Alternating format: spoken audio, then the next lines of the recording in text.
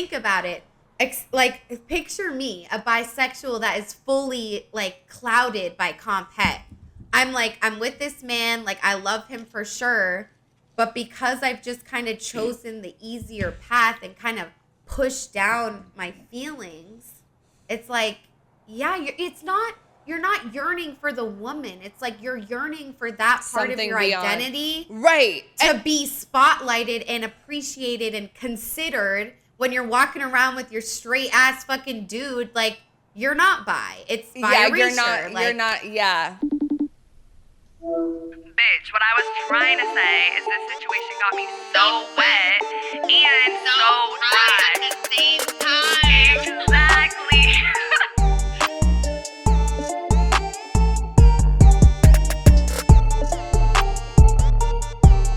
What's up, bitches? Welcome back to another episode of So Wet, So Dry. I am one of your hosts, Autumn, like this season. I'm too gay to function, like Damien from Mean Girls, and I work in entertainment.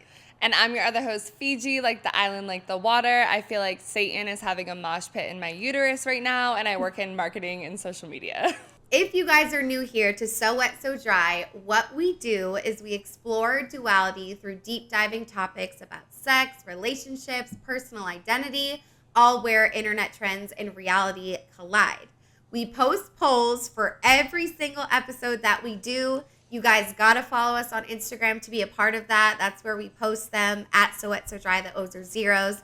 And you can also submit a story or a question for every single episode that we do. So definitely make sure you're following us over there. And also, wherever you guys are listening right now, please stop and take a second to subscribe, follow, support your girls, comment, like, anything you guys can do to interact with our content. We would be so happy. Yes, and today we are talking about compulsory heterosexuality and how it is trending on TikTok. We're talking about bisexual yearning. Are people exaggerating comphet? Do straight people experience it too? We're going to get into all of that. But before we do, we're going to start the episode as we always do, talking about what we're so wet and so dry about in this very moment. So I'll go first. Mine is really stupid. Last night, my man made me sign an NDA. And I'm kind of wet about it. Not about, like, us, like, being together, but, like, for his business stuff. Because, he's, like, a creative or whatever. So he's having all the people that he, like, works with sign NDAs. But I thought it was kind of hot, especially because me and Autumn are doing some new things with the podcast where we have to come up with like new business materials or whatever. So I'm just like, I like when there's like people around me that take these things seriously, even though I thought it was kind of funny because I'm like, I'm not going to steal your ideas, but I also think it's kind of hot. So it would have been really hot if he was honestly doing some like sexual aggressive shit and like telling you to he's like, bitch, sign this NDA. Yeah, bro, that's what came straight to my mind. I was like, shit, they're out here signing contracts. I love that. I do love that. Right. I'm so wet because it's my birthday in 3 days. And I'm gonna be 26, and I just like every year around my birthday, like I always just like feel this little glow. Like I do Taurus feel season. It's Taurus season. Fiji and I talk about this all the time. Like we're not bitches that like go above and beyond for our birthdays. Like that's just not really us. And I honestly was thinking about it, and I think it's because like growing up, like I was so privileged. Like my birthday parties were very elaborate. Like they were very thought out. Weren't that much, but yeah. Yeah. I feel like it's also like we both had siblings. Like I know like yours, like different sides, like whatever. But like I feel like when you have I don't know what I know, and it's just like birthday things are weird. So it's not like I want to like go to like Guam for the week for my birthday, but like I am wet about the birthday glow because like it's kind of like I don't know, I just Guam? Like feel it. I'm growing. Guam is a funny one. It's like a military base. Isn't it? Whatever. That's what I think of. But yeah, no, I feel like it's a good time to like reflect on your goals, how far you've come. Like 25, like I know like you can be like not give yourself credit, but I feel like you accomplished a lot in your career in the podcast, everything in 25. So you should be really proud of yourself. Yeah. And the years where I like accomplished a lot in my dating and sex life, I'm like, damn, I did so much this year. But I really did. It's like we like fucking got work done. So you're right, babe. Yes. Okay, I'm so dry. So I've been really fucking broke lately, and part of it was like I had lost my freelance work, like contract ended. I had a bunch of home. No, like a while ago. Like I'm giving backstory. Right. But I had a lot of home renovations. So like I've just been tight as far as like my monthly bills go. Like it's not even like me just spending a ton of money, even though, you know, I like to order Uber Eats occasionally, whatever. Like I've just been broke as fuck with maintaining my regular bills literally since January. So I was looking for extra ways to make money, and I found these little survey things. Okay, I know it sounds like a scam, but I went to one. I had to go to a physical location, and it was at 9 a.m. So I told my job I had a doctor's appointment, because if I have an opportunity to go make a $120 Visa gift card, I'm going to go do that. So I just said I had a doctor's appointment. I went. I can't talk about it because I signed an NDA. But it was. Did you get the gift card? Yes, I did. But I had to sit at a computer for 3 hours testing this technology. That's all I can say. And I got my period during it. Like I felt it, and it hurt so bad, and I was so irritated, and I didn't eat breakfast before. But whatever, long story short, I got Starbucks after because I had a gift card. We didn't spend any money.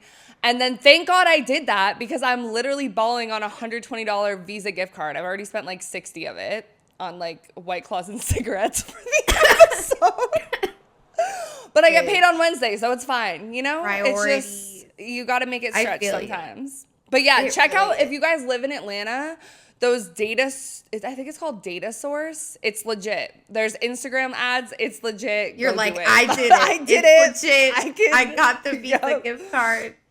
That's dope. I know, like those like extra income things, like honestly, it's like they get overlooked a lot, but they really add up, like if you consistently have little things like that. And that's not that bad, like 3 hours. You know, it's really not bad. I would say I'm so dry. Just like I've like definitely been just like kind of like getting sick from like stress lately. And it's just like not fun. Like I've never been someone that like gets that stressed out. So it's just like a little different for me. But I'm also just like at the same time, like it feels good to like push myself too. Because sometimes I think that I give myself a little too much slack. I'm like, oh, and that's the Taurus in me. I'm like, well, if it's going to make me uncomfortable, I'm not going to fucking do it. So it's like balances and stuff. But yeah, definitely take care of your stress levels, guys. See the doctor, you know? Yeah. I feel like it is kind of like, because when we were in college, we were so fucking lazy and could not complete an assignment. So it does feel good to be going hard at work. Yeah. But it's like, you got to find the medium. You gotta be in the and little we would medium. be lazy in college, but when finals came around, we worked so hard to like not fail. Because like we had to fail. Yeah, because we had to. But yeah. All right, guys. So let's get into the episode. As Fiji said, we're talking about compulsory heterosexuality, Comphet for short. We're going to talk about, you know, bisexual yearning, queer girls, lesbians, you know, straight people and Comphet, the whole thing. So first, let's define Comphet and what it means. To be honest, honestly, every episode we do, I never really know what it means until we fucking do it. So the definition is Comphet, or compulsory heterosexuality, refers to the pressures that people feel to live by heterosexual norms and behaviors, even if they do not desire to do so. Comphet can impact all people, regardless of gender identity or sexual orientation. So in short, it's the societal pressure to be fucking straight and like need a man and like a relationship and all of that type of shit. Fiji actually put me on like, or put us on to this episode idea. Yeah, I didn't really completely know what it was. I came across it because of that trending song by Chappelle Roan, which I know we're going to talk about. We'll get into it. As I was saying, the concept of compulsory heterosexuality was introduced in 1980 by the lesbian feminist writer Adrienne Rich in her groundbreaking essay, Compulsory Heterosexuality and Lesbian Existence. Her article describes compulsory heterosexuality as a bias, an automatic assumption that all women are heterosexual, and that lesbian experience is perceived on a scale from deviant to abhorrent, or simply rendered invisible. Queer theorist Michael Warner expanded on Rich's work in his 1991 publication, Introduction, Fear of a Queer Planet, in which the author introduces the concept of heteronormativity. Warner writes, the task of queer social theory must be to confront the default heteronormativity of modern culture with its worst nightmare, a queer planet. Theoretically speaking, heteronormativity represents the status quo, a culture where everyone is presumed straight and acted by compulsory heterosexuality. Okay, yeah. So I've definitely heard of like heteronormativity before. Like I feel like that's when we think of like the predominant culture, like most like stories we see, movies, whatever, is always like straight people, rom-coms about straight people, whatever. Like just I feel like in our generation more there's like more stories about queer people and like diverse experiences and stuff. So that kind of makes sense. So I guess Comphet is like coming out of the idea of heteronormativity, exactly. right? And it's like, it's very much Comphet is like everyone's presumed straight. Like we think that we're straight. Everyone around us thinks we are. Like some people don't even like question it. So I want to bring in a little bit of a study here. And there was this article I read, which I just very much related to because it seems like she maybe came out the same time I did. So I was like, oh my God. So I'll just read it real quick. A recent study by San Diego State University found that 1% of kids aged 9 through 10 identify as gay, bisexual, or transgender, while 48 of gay and bisexual college students interviewed by U.S. Sexuality Information and Education Council knew their sexual preferences in high school. 4 years from first realizing I wasn't straight and now confident in my queer lesbian identity, I've discovered that compulsory heterosexuality played a large part in me not understanding my sexuality until much later than many of my LGBTQ peers. Like a lot of people argue that like Comphet could be like a big reason that, you know, a lot of people don't come out until their 30s or their 40s. Like they go through their, you know, adult or their upbringing years, not adult years of like, you know, just thinking that they're straight because they think that's what they should be. And then a little bit more, it says, before TikTok, there was another way that queer women were finding out about compulsory heterosexuality. The infamous lesbian master doc. Like, this shit is really fucking popular, you guys. Okay. A crucial part of internet lore for those who grew up in the so-called Tumblr era, this mystery PDF by author unknown was shared across dashboards just as much as black and white photos of Sky Ferreira and Arctic Monkeys lyrics layered on a tie-dye background. They're doing like Tumblr. That was my era, but I don't know about this. Okay. Yeah. And well, I didn't either. And while this 31-page double-spaced PDF looked closer to a secondary school IT project than a piece of legitimate academic writing, the lesbian master doc was paramount in helping many queer women discover their confused emotions towards men might actually be the effects of Comphet, suppressing their true queer identity. One of these queer women was me, who first discovered the doc and then shoved it to the back of my mind after watching Haley Kiyoko's Girls Like Girls back to back for reasons I just couldn't seem to fathom. If you guys know, like, that music video, Girls Like Girls by Haley Kiyoko, like, changed my entire I think you life. showed me that one, I right? absolutely have. Because I was like, do you want to know, like, something really important to me? Like, here's this piece of art. Yeah. It's basically a short film. It's not just your average music video. There's a story, there's a plot, and whatever. It's a lot of people's queer awakenings. But yeah, so this was like a tool used, this master doc, to figure out, you know, if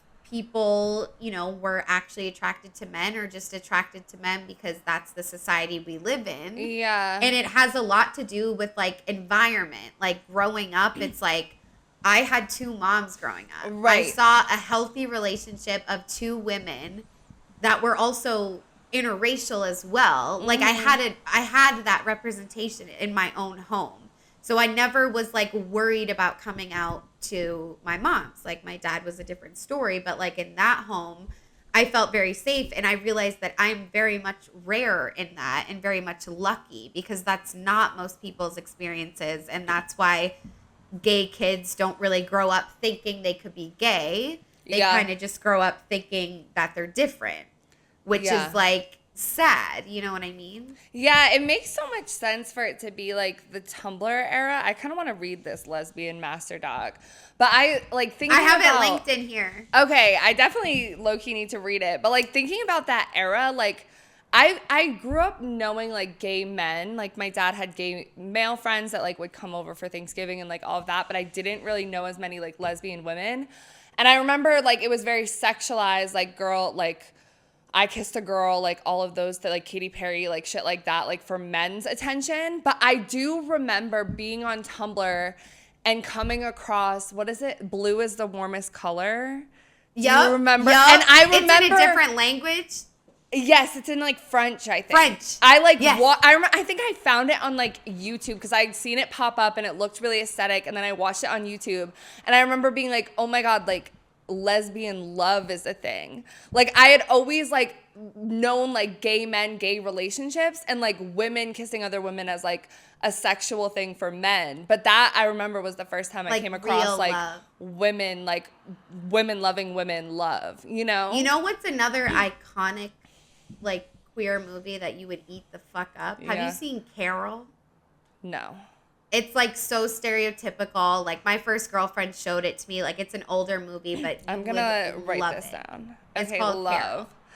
Carol. But yeah, it's crazy, and it's crazy to think about, you know, our growing up Tumblr era, and even that music video, Haley Kiyoko, Girls Like Girls, like that came out when I was in high school. Like me and my girlfriend at the time, like we're in the pool one summer trying to recreate one of the scenes. Aww. Like it was very iconic for us. Like, and now it's like there's a lot more. There's like, so even much Fletcher, more. like she wasn't a thing when I was in high school. Like, and she's honestly gone way more mainstream than Haley Kiyoko. I think Haley. Yeah, because I didn't. You were the first person that had put me on to Haley Kiyoko. I didn't know who she was. She before. was in like She was in like I feel like right after we kind of like grew out of Disney Channel, she was in that movie. I mean, some people liked it. I didn't like it. Lemonade Mouth or whatever.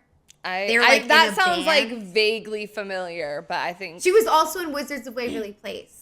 I never really liked Wizards of Waverly Place. No? I didn't love Selena Gomez. I was like a Miley girl. I don't know. Damn. Okay, well, I was too. You can't be both. I know, That's but crazy. like, Why I were feel you like choosing? they had beef though. Right? Back in the day. I don't know. I feel you. But yeah, it's crazy to think about everything that's changed, and even like the person writing this essay, like I do think she might actually like be older. Yeah. Because that lesbian doc, like, I don't know. So like, is it like a self-help? Like how is it like a fiction? Is it like questions to ask yourself, like a journal, like a life coach thing? Questions to ask yourself. Okay. Exactly. Like journal prompts. Yeah. Like, is it comphet or am I actually attracted to men? Like, interesting.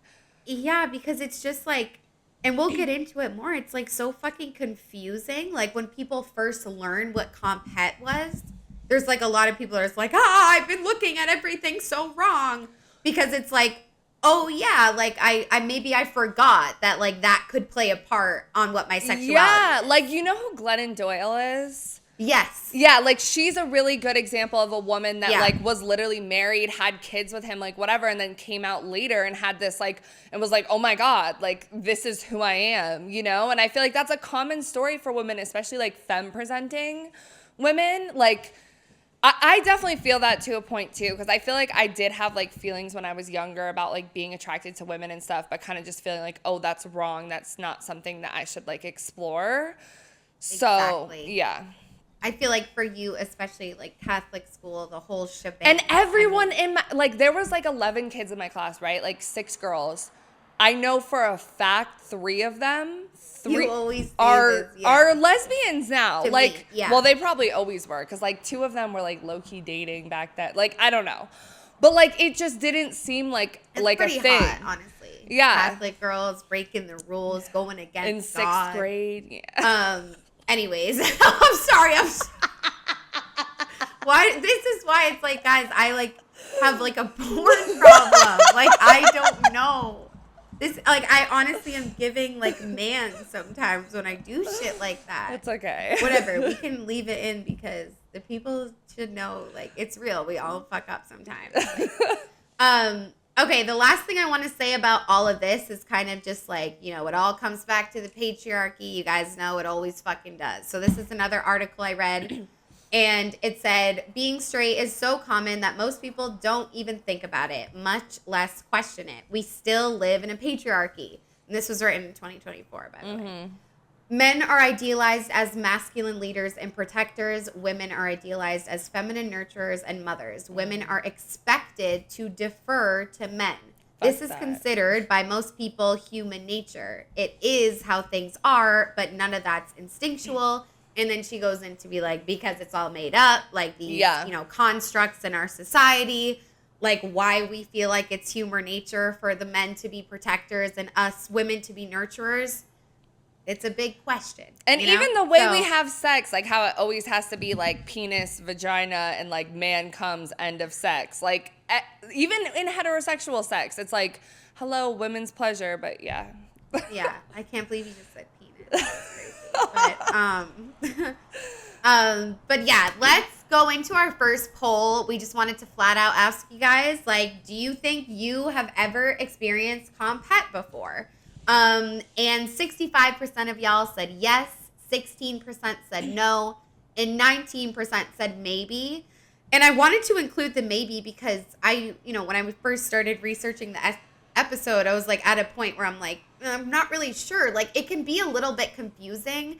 And I think it's also like kind of general. Like, it's not like it can be applied to gay men. It can be applied to lesbians, bisexual people, straight people, everyone. Like, it's basically just this overall idea of like how men are so, you know, centered in our lives and our society, like how that plays into your sexuality and how you think it's like, you know, do I really like this man, or do I like that he's a man and he likes me? Do I like what he can give me? Do I really like him? Or the status that it is, the acceptance from other people, like pleasing your parents, like, you know, better society. Shit. Yeah.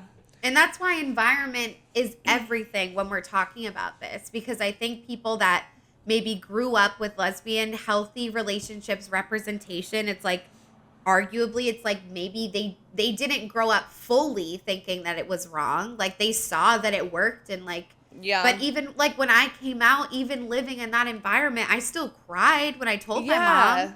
Because you feel like it's, and you know what's so crazy? I had seen this TikTok of this mom in the car with her kids. It was like in Australia, I think, because they had accents.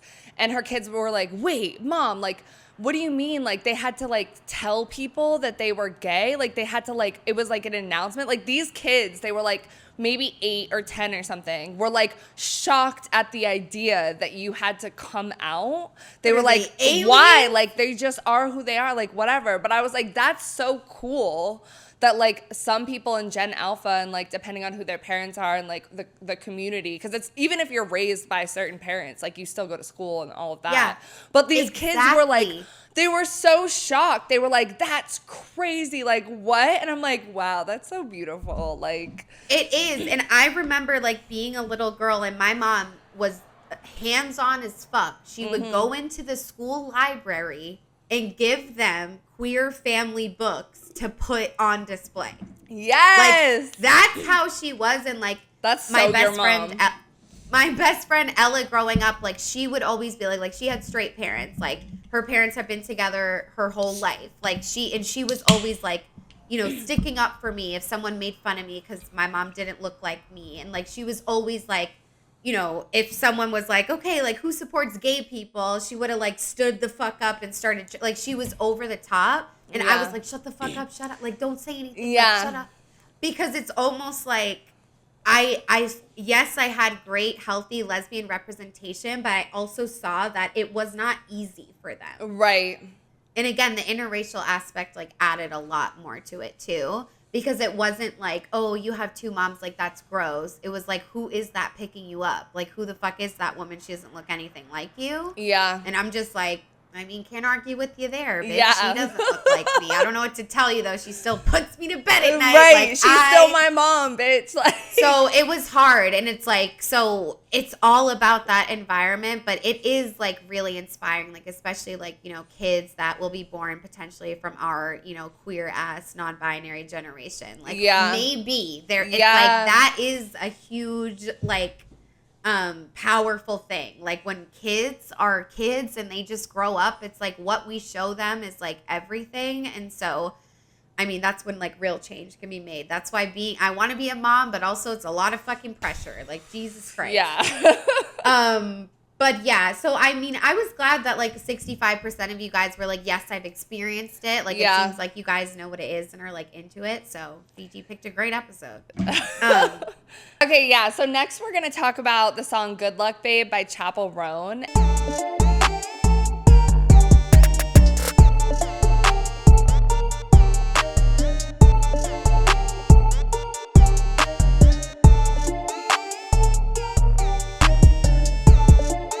So we did have to mute the song, guys, just because like copyright is so annoying. It's happened to us many times, so we aren't fucking around anymore. But we will read the lyrics. Basically, this article kind of broke it down. So she's essentially singing about dating a closeted girl who refuses to acknowledge their relationship. In the first verse, she says, "You can't say that we are nothing, but you know the truth. I don't want to call it off, but you don't want to call it love. You only want to be the one that I call baby." And then she wishes the girl good luck with denying her true feelings. She says, "You can kiss a..." Oh my God. Let's start singing it. "You can kiss 100 boys in bars, shoot another shot, try to stop the feeling. You can say it's just the way you are, make a new excuse, another stupid reason. Good luck, babe." And then explaining the meaning behind "Good luck, babe" with Rolling Stone, Chappelle actually said that it's just about wishing good luck to someone who is denying fate. She then continued, "I was just wanting to write a big anthem pop song." And talking about the writing process, she said, "I knew exactly what I wanted. I wrote it in 3 minutes. I felt so much anger. I was so upset. It all came out and I didn't add anything when I wrote it. All done. It was the perfect storm." Damn. And then the iconic bridge is where the song is on TikTok. And it says, "I'm not singing it. When you wake up next to him in the middle of the night with your heads in your hands, you're nothing more than his wife. And when you think about me all of those years ago, you're standing face to face with 'I told you so.'" And we should probably read the words that are on the TikTok too, in case you guys are listening on Spotify. "As a bisexual that has only been in hetero relationships, I feel so deeply with this song, and not because I don't like men, just because I get scared that I won't ever get to experience a WLW, women loving women relationship." And I kind of felt this when I watched it because I haven't had a like true like. This has you written all I the know. fuck over it, and bitch. it's like, I don't know, like, because we did have that story in our yearning episode where there was a woman who was talking about. I know, we I keep thinking about that too. Exactly. And we actually had a listener comment about that, and we said we're doing this episode, and they were super excited. So I hope you're listening. But yeah, I do kind of feel that because it's kind of that like, are you missing out? Like, is there just this something that you've like never explored? And that's like, but at the same time, I'm like, I don't know, like as a bisexual person, I don't really feel like it's like, I feel like it's about the person and our compatibility more than it is about like the gender. And I feel like, I don't know. I feel both ways.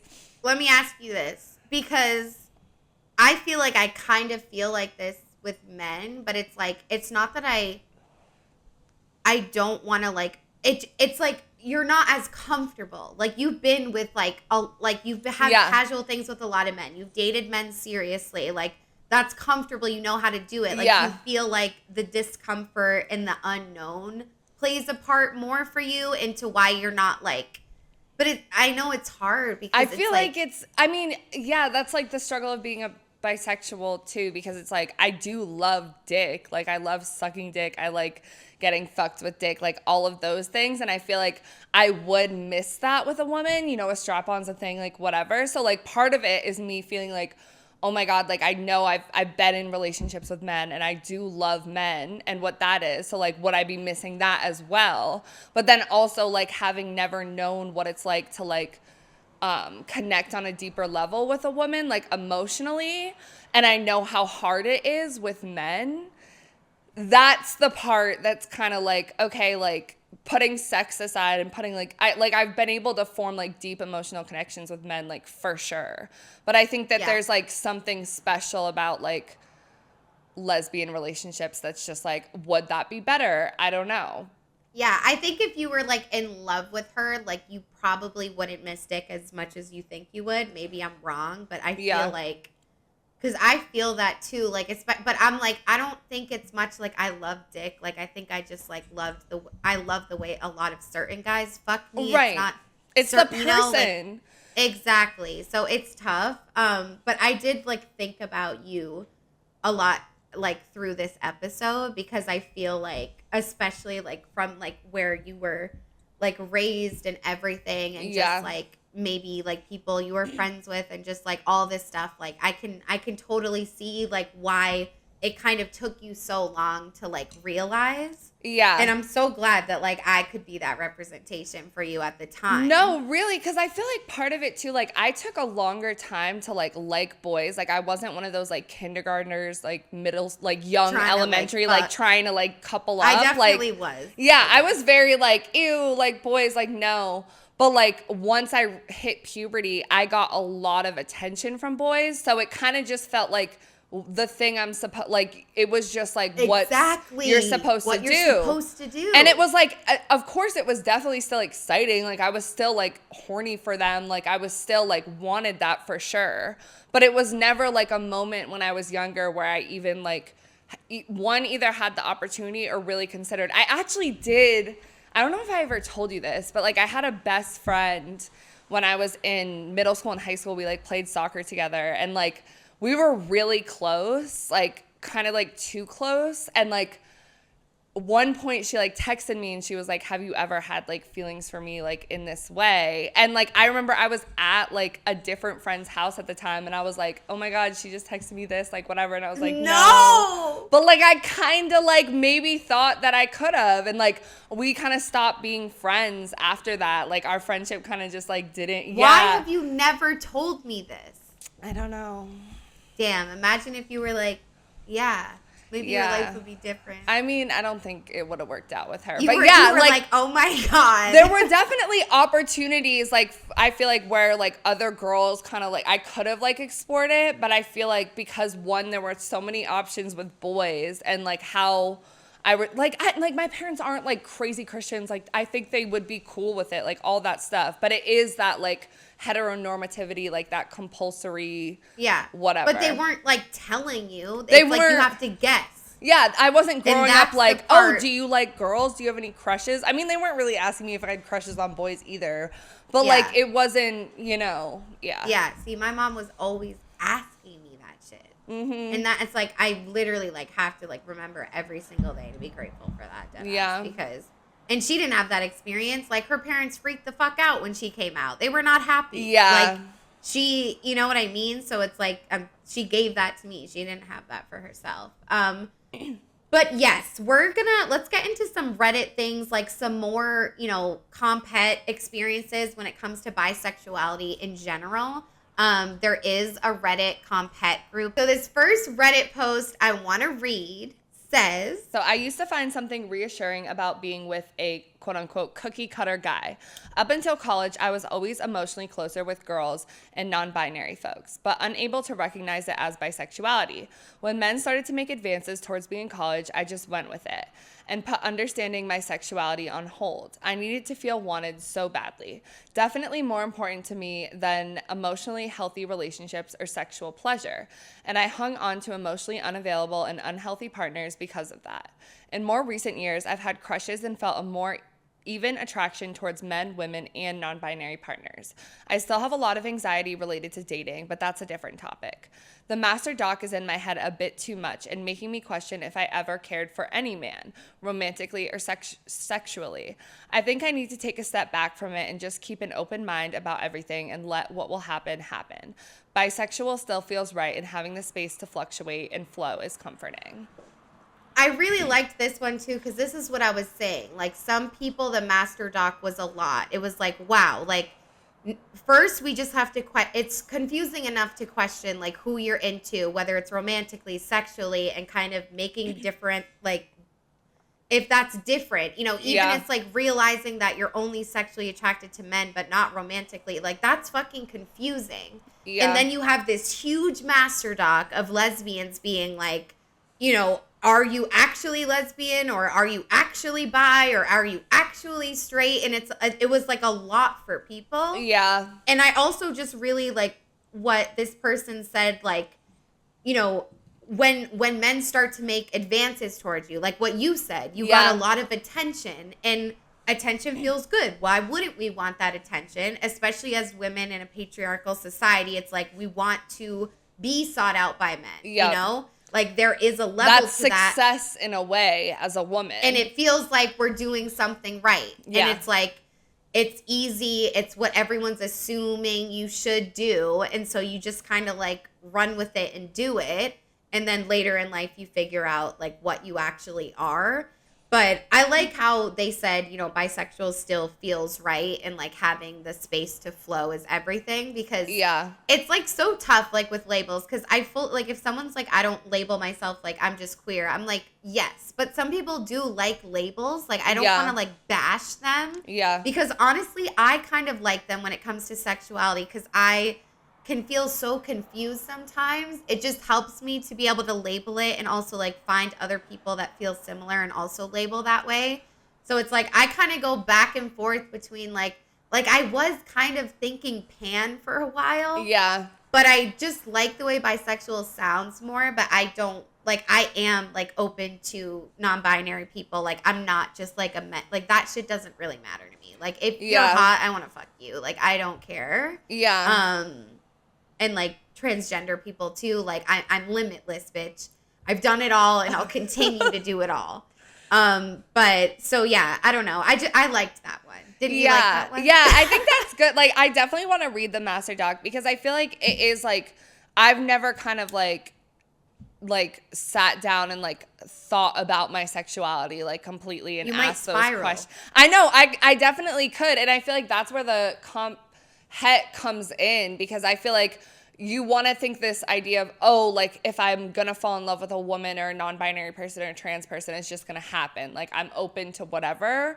But then at the same time, the Comphet, I feel like, stops you from certain situations. Like, I feel like there's times where, like, I could have pursued things, but, like, I'm just like, oh, that feels, like, uncomfortable, or, like, that requires confronting different parts of yourself. So I feel like definitely, but then it's also iffy, like, with master docs like that and any sort of like psychology stuff, like, you know, like with Freud or whatever, like the big psychologist, like he said certain things about like that were just like kind of not founded, like psychologists have like removed them like as being true, like about your dreams and what they mean and stuff like that too. So it can be like hard, like, you know, because like I'm like, oh, is that going to make me like spiral and like reconsider everything, whereas I should just do it on my own? Like, I don't know, you know? And that's kind of what we're going to get to in the end too. Like, is this a little bit like over-exaggerated? And like, we say it all the time on this podcast, how like TikTok trends that go viral are like fun and amazing, but sometimes they're not fun and amazing. Yeah. And it's kind of like fueling a fire where people are already kind of confused. But let's watch this TikTok. In my case specifically, I am sexually attracted to men. I know that. I find men sexually attractive, but I don't think I've ever been romantically attracted to a man. I know what you're thinking, but Capri, you've dated men romantically. And Capri, you've thought you were in love with men. I know, but hear me out. I don't think I've ever been able to separate my attraction to men from my desire to be found attractive by men. Like, think about it. My ideal type is a Cancer. In the spotlight, the guy who can make everybody laugh. Or the guy who's incredibly talented. The guy that all the girls want. It's hard to say if my romantic attraction to men was based off me actually liking them or if it was the social currency that they provided. Okay, like, feel this and I've heard this a lot by like a lot of women that are like, oh, like I thought I was straight, like whatever, and then I got in this relationship with this woman and I realized I never really liked men romantically. I like don't feel like this though. Like I know like for a fact that like I do love men romantically and sexually. The fuck yeah, you do. You know, so it's like, and that's like iffy, but like I get it. It makes a lot of sense to me because I do also still get like the social currency thing. Like when men are attracted to you and like the status that it gives you and like the inner, like the, even like, it's not really self-love, but like you feel more like proud of yourself or like better when you're like found attractive by men in the patriarchy. Yeah, and I've like been on the wave before where I was like, am I just sexually attracted to men? Like, am I actually romantically? And I think I'm like, I definitely am romantically attracted to them. And I like attention from men like now and like at other points in my life and like the whole like, you know, is it just the desire to like have a man attracted to you? But when I was like, when we were stripping together and I was in my lesbian era, like I hated any attention from men. I would get so angry at them. Yeah. And just be so fucking rude to people. Yeah. Like I really was. Like even when like I wasn't with you and I was in LA with like my girlfriend at the time, like I would just be horrible to innocent men on the street for no reason. Like, and I was so just mad. Like, all of them suck, you know? But now it's like, I'm like, damn, like, I do want to be desired by men. I definitely do. But I do think I'm romantically, you know, I still think about my ex-boyfriend, like, every single fucking day. Yeah. And, like, I definitely loved him, like, for sure. Yeah. I wish maybe I wasn't romantically into them. Like, that would be a lot easier. But unfortunately, I think I am. But I just thought it was like, I've never heard anyone like come to that conclusion before. And I know I wasn't on like Comphet TikTok, but I just think it's cool. It is like interesting, but I also can see how it can get people to spiral, which is kind of a trend with TikTok. I've definitely seen some of those TikToks where it was like there's this one couple on TikTok that I'm like obsessed with. They're both like femme, but one's like a little more dom femme, like whatever. But like one of them was straight before, and like she talked about like how she like thought she was straight, like thought she was romantically attracted to men, but like it's never been like this with her girlfriend, like whatever.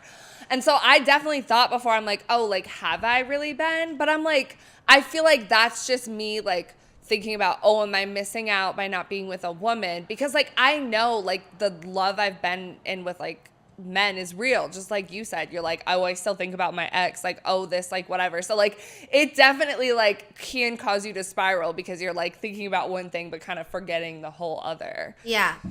And then it brings me back to the pan thing, and I'm like, well, if say my ex like was non-binary, like I didn't love that he was a man, but I loved him. Right.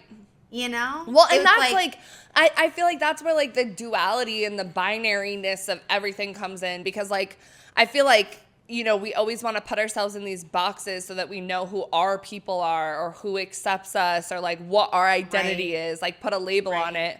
But it really is for most people so much more complex than just like, oh, I thought this, now it's this. Like it's somewhere in the middle. Right. Okay, now let's talk about, you know, if a bi girl is with a man, will she be yearning for a woman for the rest of her life? And we basically asked you guys that. We said, do you think a lot of bi girls date men while yearning for women? And 90 motherfucking percent of y'all said yes. And 10% said no. And it's so crazy because we were just talking about like a lot of bi girls end up with men, but yet they're yearning for women. This like, was surprising to me because I'm like, people are hip to the truth because I think it's true. Think about it. Like, picture me, a bisexual that is fully like clouded by Comphet. I'm like, I'm with this man, like I love him for sure, But because I've just kind of chosen the easier path and kind of pushed down my feelings, it's like, yeah, you're not yearning for the woman. It's like you're yearning for that part Something of your beyond. identity Right. to be spotlighted and appreciated and considered when you're walking around with your straight ass fucking dude. Like, you're not bi. It's bi Yeah, erasure. you're not, yeah. See, That's I what it think of is. it as like a different way too, because I'm like, for me, it's like, one, the part about men not being able to emotionally like meet women or like intellectually or like share the same experiences. Like, and that's also why I think if you're bi and you're in a heterosexual relationship, like it's so important for you to have like women friends and queer friends, because I feel like what a lot of like straight bi whatever women in heterosexual relationships also do as part of just our society is just hang out with their partner and kind of like separate themselves, like lose friends and all of those things too. And then you kind of like lose that communal feeling. Cause like, I feel like in my relationships, like sometimes I can be like so frustrated with like being with a man all the time and him just like not getting certain things. But then it's like, oh, you have like a different community that does and stuff. Yeah. I don't know. You have to have that balance. And it's unfortunate that like bi girls can't date a guy and like be recognized for their like bisexuality, you know, like especially if they're right, because more you femmes. chose a path, kind of. It's like that weird, like, oh, you chose a gender. Heteronormative. Yeah. You know? It's pretty crazy. But it's like, I mean, the like tired argument is like, no, like bisexuals just like who they like. It just depends on the person. Yeah. Which is true. But heteronormativity and this compulsory fucking straight shit definitely plays a huge factor into that. Yeah. And you're lying to yourself if you don't think that's true.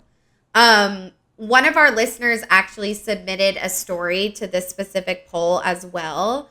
And they said yes, but they act so scared. A lot of internet culture has people do certain things to fall in a category of bisexuality.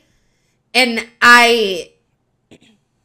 it's like they're saying like, you know, a bi girl's like scared to like make that step with a woman. And also like there are different categories of bisexuals. I don't really know what they are. The only ones I think of is kind of like she's more women leaning. Like I'm almost like too gay for bisexual, bitch. Yeah, because you've dated more women. Like I but feel it's like also when been a people while. think bisexual generally, they think a leaning straight, mostly straight her whole life woman. Right, who's and I'm had like, sex no, with a couple no. women. Yeah. No, and why am I so offended by that? Why am I so like? Well, because I think it is. I feel like me, for example, like I fit into that category where it's like there is a little bit of like shame or whatever around like, oh, you're not like exploring your whole bisexual identity. So I feel like for someone like you who has more of a queer experience, you're experiencing bi erasure on a different end because it's like you're leaning more on the queer side and you've explored that and all of that. And that's getting erased versus like, because people think of people like me where it's like, oh, like you've just dabbled and you've never had the courage to fully explore it, so you're not really part of like LGBTQ kind of thing. Right. You know? That's so fucking, but it's so much more than the courage to explore it. And it's also like if we really think about sexuality on a spectrum, like what if a bitch is literally like 10% into women? Right. 90 well, that's into the thing. She's still bisexual. Yeah. And old me would have been like, no, I don't want to date her. And honestly, would it be scary to date someone that's only 10% into women? Yes, it would. But that's on insecurity and shit. Not like also like in a non-heteronormative society, like I don't think we would have labels for any of this because it would be like everyone would just normal. Explore how much are you? Yeah. With whoever. Like it wouldn't be broken down on the lines of gender. It would be broken down on like I like outgoing people. Oh, I like shy people. Like, you know what I'm saying? Like, it's hot. Yeah. I love that. Okay, so let's bring it back to TikTok. So basically that video, that trend we played at the beginning, this one girl stitched it and was all like, bisexuals, like, don't experience comphet. Like, we just like who we like. And a lot of people stitched that video and was like, all right, listen up. So this was one that you sent me actually, and it's incredible. So let's watch it together. Okay.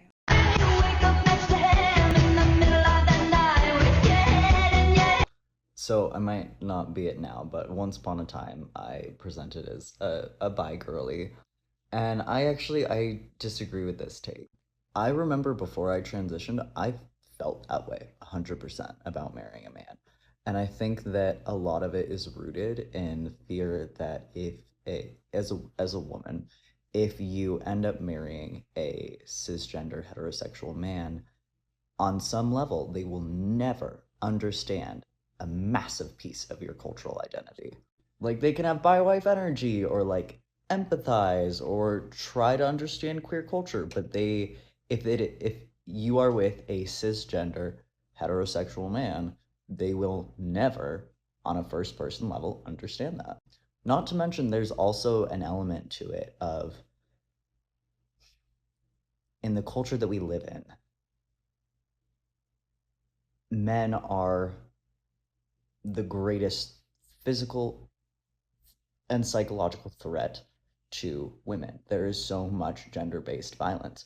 And so there is some level of, I don't want to say shame, but a feeling of maybe grief in ending up with your only natural born predator. Okay, did y'all hear that? If you end up with a straight man as a bisexual person, to a degree, they will never understand at a first person level your sexuality. Is that scary to me? Yeah, Yes. that's fucking scary to me. Yeah. No, yeah. Because Some of y'all need to hear that. I feel like I've been feeling this a lot lately, and I don't know if it's just as I'm getting to the age where it's like older and you're like ovaries, and I'm like thinking about maybe having kids someday. No, not that I want kids like right now, anything like that, but I'm like, would I ever want kids? I think a lot about, with every man that I've been with, their ideas, even if they're open and accepting of LGBTQ people, transgender people, like whatever, does not fall in line with like how I believe I would want to raise my child, like without these heteronormative ideas, like similar to your mom putting books at the forefront, like all of those things. And I like consistently like, it becomes so much more real, I feel like, as you get older and you get into relationships with men where you're like considering, oh, am I going to end up with a man like for long term, whatever. And then I don't know if it's just like the kids playing a role in it, but you're just like, oh my God, like there's so many things that like if we have a daughter, they would never understand, let alone queer. Like what if we have a kid that wants to transition? Like, you know, like as a bisexual woman, like you're bi and you're a woman, with a heterosexual cis man who's, even if they're open to learning, like if they're open to learning, amazing. If they're not, like, it's a lot. I know.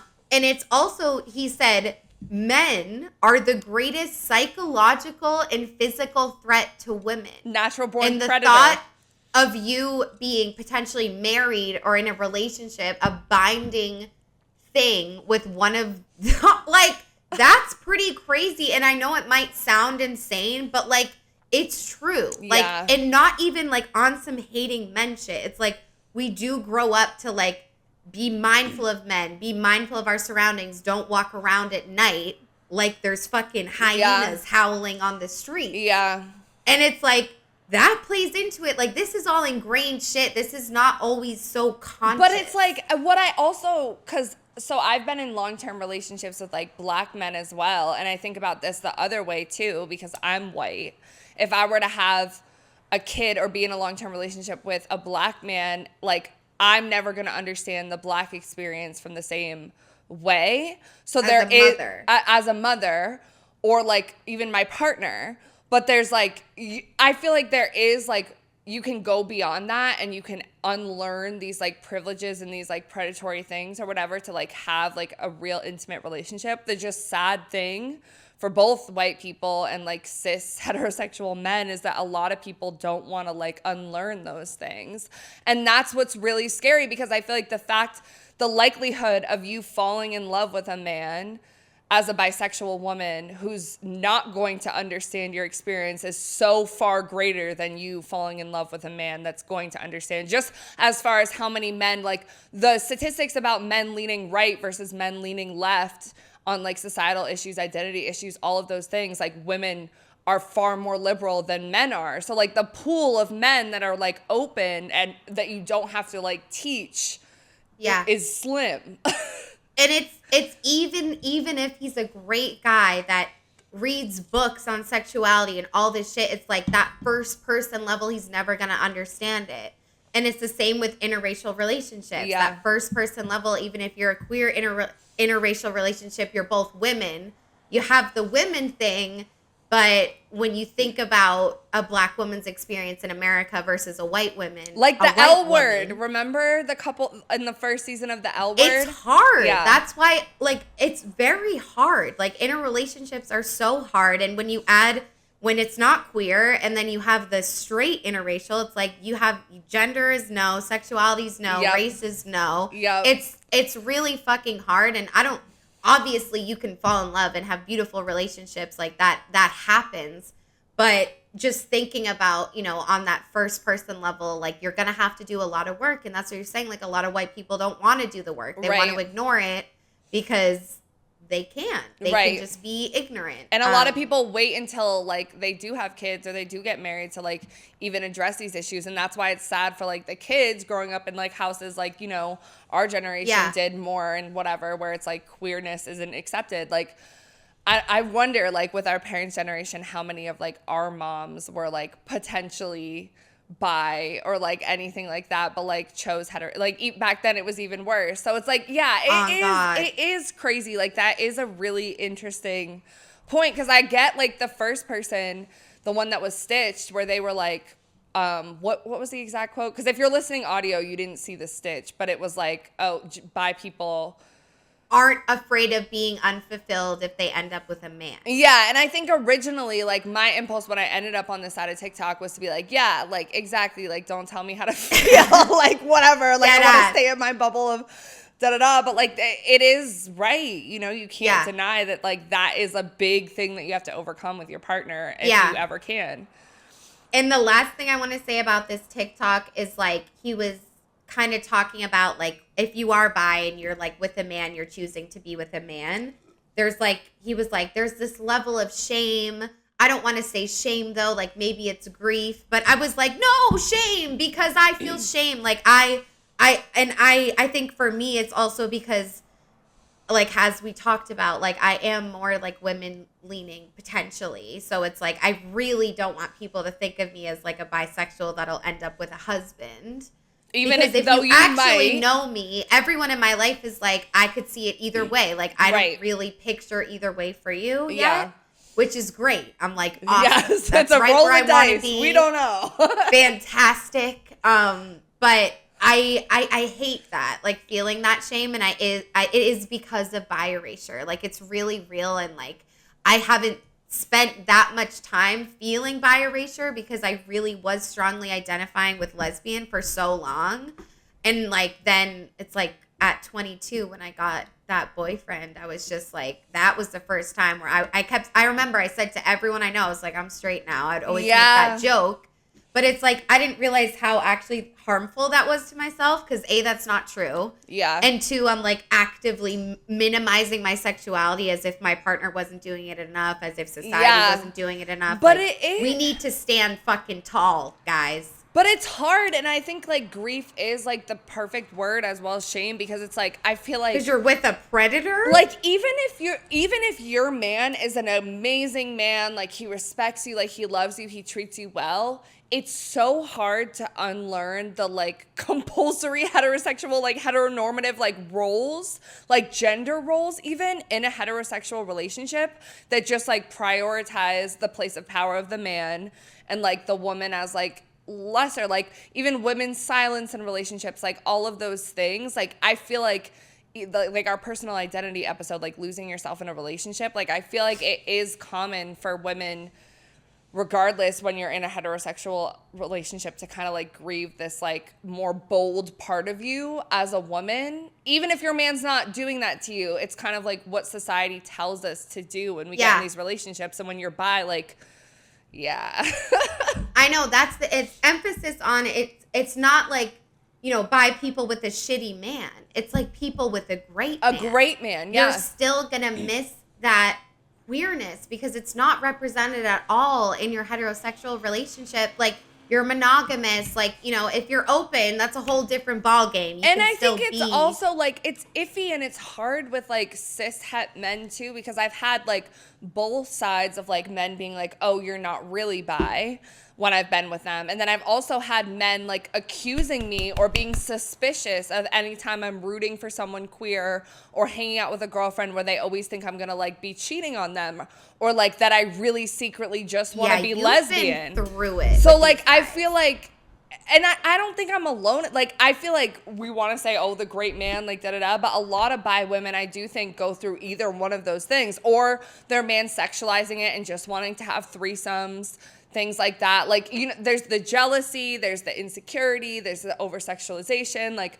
all of that stuff, which puts this, like, extra level of, like, just difficulty on your relationship. So I think with all of that, it makes it easier for women to, like, maybe yearn or think about what it would be like to be with a woman, because I think women are just naturally a little bit more understanding, and it's like, oh, would I not experience that with a woman? Right.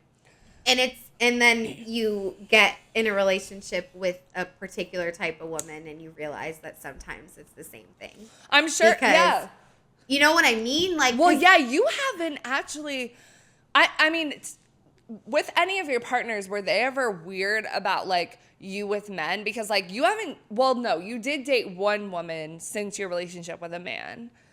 But did any of your partners, like, that were women question you about, like, oh, did you really want to be with a man? No. I had armpit hair. Like, they were so... you always go and back to the armpit hair. I was always, like, because, like, my first girlfriend, like, never questioned it. Second girlfriend was constantly yelling at me because I was causing scenes when people would catcall me and I would, like, yell. Mm-hmm. Also, she was a black woman and it was kind of a safety thing. So I had to, like, really check myself and be like, I have the privilege to yell back, whereas you don't feel safe to do so. Right. And I'm yelling back and it's causing you harm. Baby, I'm sorry. Like, we had a whole thing of... Anyways, that was a learning curve for me. But it's shit like that, so no. Like, no, never. Yeah. I think maybe my last girlfriend that I dated after the man, like, no, she knew I was gay. I'm very gay. I'm like, I don't think they get that. And what about with the man you were with? Did he ever... He didn't really take it seriously, right? He didn't. Like, he said straight out to me, you can do whatever the fuck you want with women, but if you fuck another guy, like, we're going to be in trouble. And then I was like, haha, like, that's a funny joke. Which they minimized, like, it, too. We're in an open relationship. But then I remember this one time we were coming out of the dispensary and there was a female security guard. And y'all know I love a security guard. And she was so hot. And, like, I was, like, making eyes at her and we were backing out. I was in his car and I, like, looked out my window and, like, made something. And he was like, don't look at her like that. And honestly, I was like, okay, good. You're seeing that, like, she is a real threat. Because a part of it's, like, the patriarchy. They're like, oh, it's a woman. She doesn't have a dick. Like, there's not going to be real. What can she give you? I feel like it can go both. More. Because sometimes guys will be like that, where they're like, oh, yeah, like, it's not a man, it's not a threat, like, it's whatever. But then sometimes I think men will be like, they realize how, like, they see women and how great women are, and then they're like, oh shit, I can never provide what a woman can provide. So, like, yeah.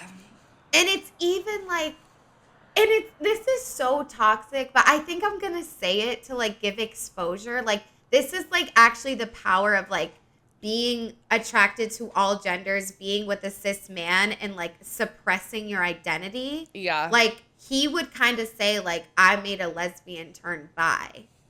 Like, it was kind of his, like, and I would go along with it and be like, yeah, you really did. Like, that's crazy. But now looking back, I'm like, no, the fuck he didn't. And yeah, I feel like that's a common thing with, like, that's what I'm saying with like when you're with a heterosexual cis man, like the things that they say out of their place of like privilege and power as being a man is like what society feeds us, and you love this person. So when it's coming from them, you almost like it's easier to fold and kind of like put your identity to the side and not like stick up and like fight for it, because it just feels like, oh, well, like they and love I wanted me. to play the part. Like I had never been like a straight girlfriend before. Like it was like different. It was exciting. And like, even though he knew, like I was like, you're the first guy I've ever actually been with. Like we were together for almost 3 years. Like longest relationship I've ever had, you know, like it was crazy. And even like after we broke up and he would like call me, he's like, do you have a boyfriend yet? Like it wasn't even a thought that like I'd be dating a woman. Yeah. So it's like he had that perspective that it's like, oh, now that she's been with me, like she only just wants dick men now. Yeah. Because I was stripping, like I was very, and like, I did. It was trippy men. Watching you, and because I feel like you before were very like anti-men, like very against heteronormativity. But I think like even watching you in that relationship, like I could see. Like you change a little bit, but like I get it. It's what comes with being with a man, which is why there's like this grief and this shame, because it's like you do it almost just like off of impulse. Even someone like you who's been in more relationships with women, it's like you just feel like you have to fit this role, kind of. Like, but like, and I loved him. Like part of me was like happy to fit the role, because I was like, honestly, like, you know, I was almost convincing myself, like, it doesn't matter if you're ever with another woman again. Like, he's great. It's just like, I love him, it's just weird. Okay, so let's get into a poll that we asked you guys. We asked, why do you think bi women might yearn for women while they're dating a man? And I'm going to start with the lowest. 4% said it's emotionally taxing to be with a man. 4% also said they feel bi erasure in their straight relationship. 8% said they fear they might never be with a woman, and 84% said a combination of all of the above. I also feel like it's a combination for all of the above, but I do think like specifically for me, like they fear they might never be with a woman. No. It's emotionally taxing to be with a man. I'm under the, like, dude, I swear to God, women are literally the same. Like, no. Yes, they understand. No. No, because I've been with women that, like, don't, like, they're not feminists. Like, they're not, they're, you know what I mean? Like, I've been with women that are actively, like, no, like, it's, like, equal. Like, I swear to God. But I still feel like you don't feel like there's things about men. For sure.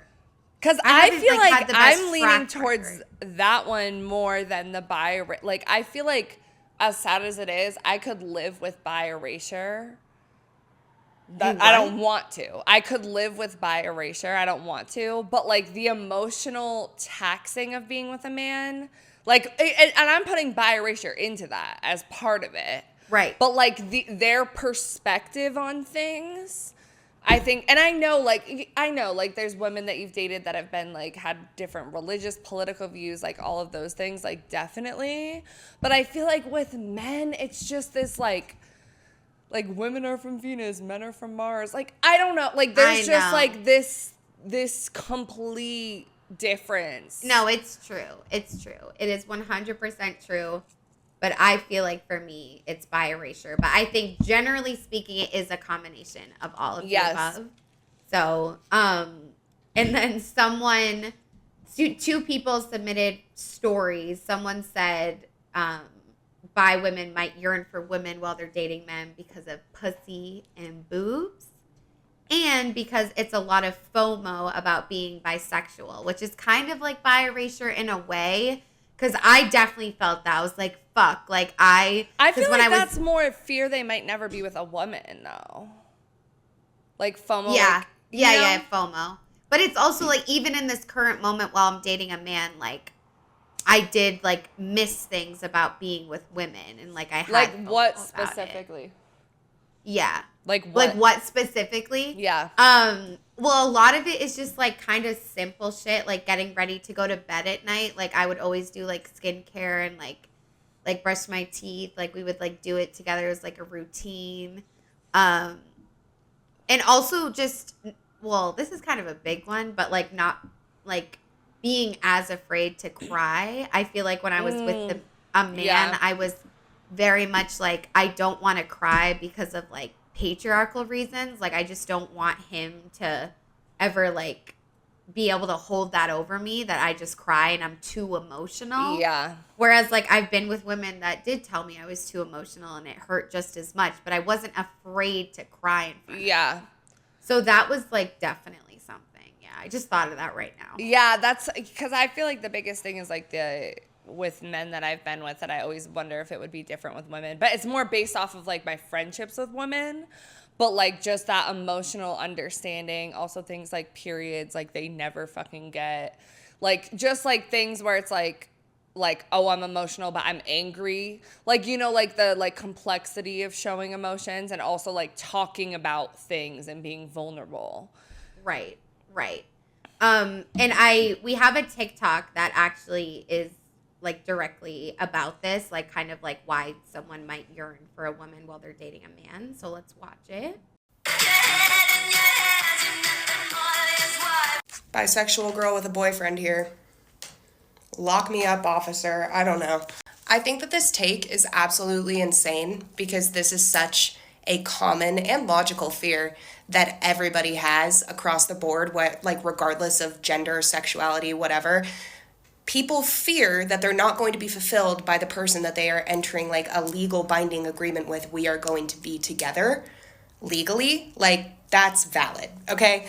Thousands and thousands of women for thousands and thousands of years have been unfulfilled by their marriages to men, and it's not necessarily because they were lesbians. It's because finding a man that is fulfilling is difficult, if not impossible. There are so many like societal pressures placed on heterosexual relationships where I feel like women oftentimes completely lose themselves, like even heterosexual women, because they just become his girlfriend, they just become his wife, they hang out with his friends, they do things he likes, they do stuff for him, and in that they disregard who they are and who their identity is. And then when you add queerness into that, it becomes even more difficult. Because when you like subconsciously or consciously put yourself in this box, like I have to be this type of person, and you're queer, and you have to kind of like grieve that part of you if you don't have community support around you or queerness in your life.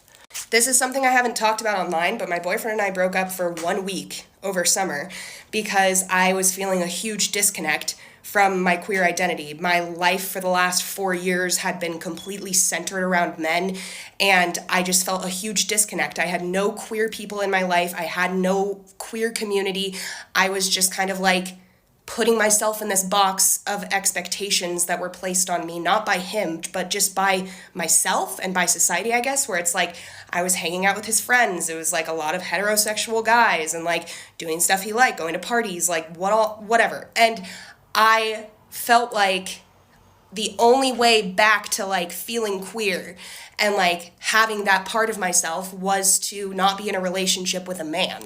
I feel like kind of my biggest takeaway, like obviously she talked about a lot of things that we've like been talking about, but it's like the part about like historically, like it has been kind of a thing where like women aren't fulfilled by their husbands in every way. Yeah. And like even the episode we did where like the dad didn't know how to cut the daughter's fingernails. It's like Weaponized incompetence, yeah. weaponized incompetence episode. And like also, you know, the Reddit post that we read about the woman that was in a straight relationship and married but's always yearning for women. It's like the only way to kind of, we think and feel, and maybe this is true or not, but I feel like the only way to kind of experience your bisexuality is like to not like be in a relationship with a man, like if that's what you're really craving. And that's why she talked about it's like they broke up for a week, her and her boyfriend, because it was like you're just kind of in this bubble, and it's sad, but it's like it is kind of true. Like if someone's in a relationship with a man and they're really yearning for their queerness, it's like they have to kind of break up, Well, right? and I feel like it's like both, because like even how she said it's like any relationship too, because like even heterosexual women with their male partners, like the weaponized incompetence stuff and everything, it's like we've watched, I mean, you have like two moms or whatever, but like I've watched like my mom, my nana, like a lot of like women in our life who are heterosexual, like be, you know, fulfilled, like they love their partner, but you watch them like let parts of themselves die. And I'm sure men do the same in relationships. Like I think that's the sad thing about just like this monogamous like culture that we have that doesn't allow us to like when you have a partner, like that's your world. And you have to like be able to maintain your identity in other ways, like she said, like connecting to community and stuff like that. So it is like iffy, because it's like, I don't know, like part of me wants to think that it depends on the person and that you can still view those other parts of yourself and like your identity in like a healthy relationship, but like also just the way men are socialized, like I don't know. It's tough. Yeah. I know. And then one of our listeners actually submitted a story kind of related to this. They said, about bisexuality, I think a lot of women date men because it's easier. But a lot of bisexuals, regardless of gender, it seems like there's only time for fun instead of real, like, actual dating and, like, meaningful connections.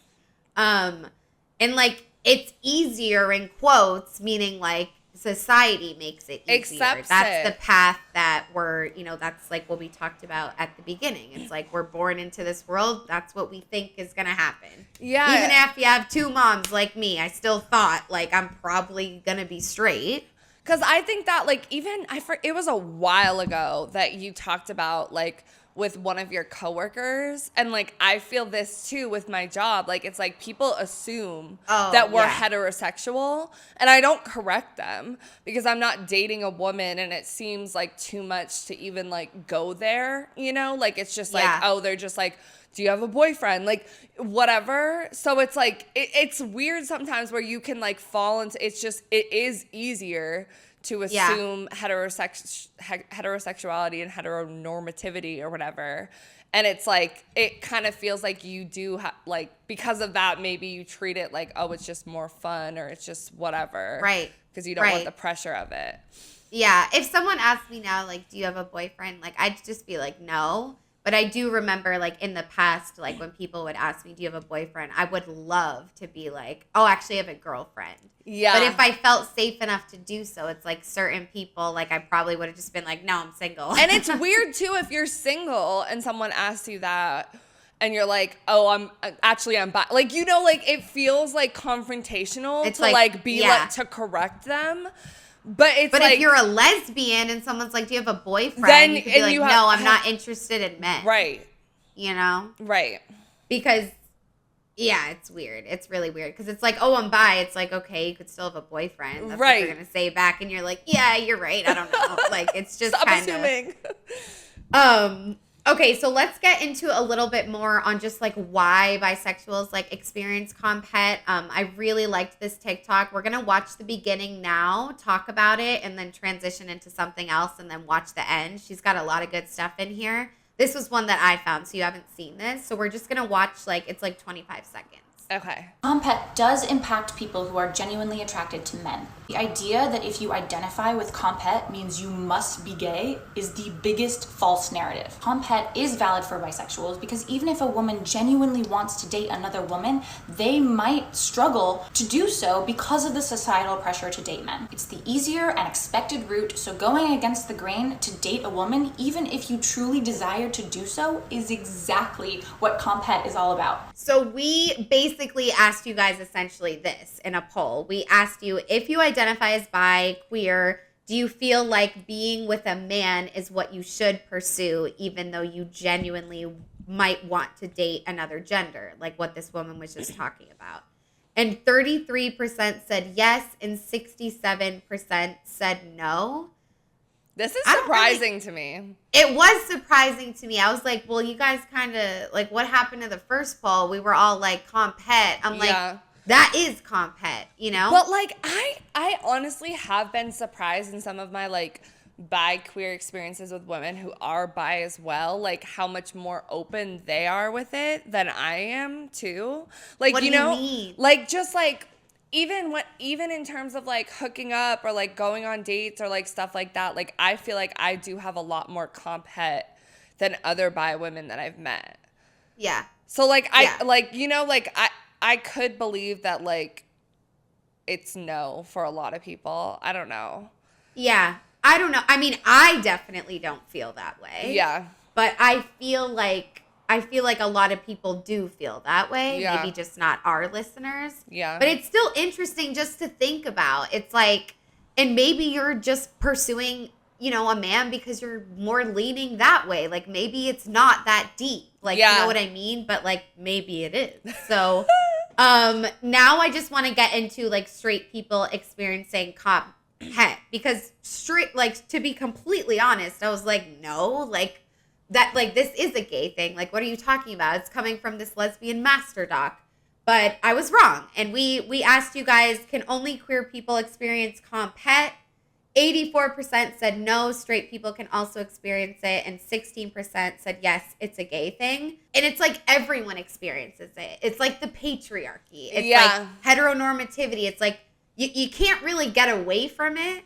And it's like straight people experience it on a different level. I was just going to say, like, I feel like men experience it on a different level too. I almost want to say more so, because like even with guys like painting their nails and things like that, like to not do that or to not wear a flowery shirt or a pink shirt or express yourself in your style was like seen as like heteronormative. Like to do so was to be seen as like more gay in like recent society. I think we're going away from that with like Gen Z, like music stars, men that are like expressing themselves more.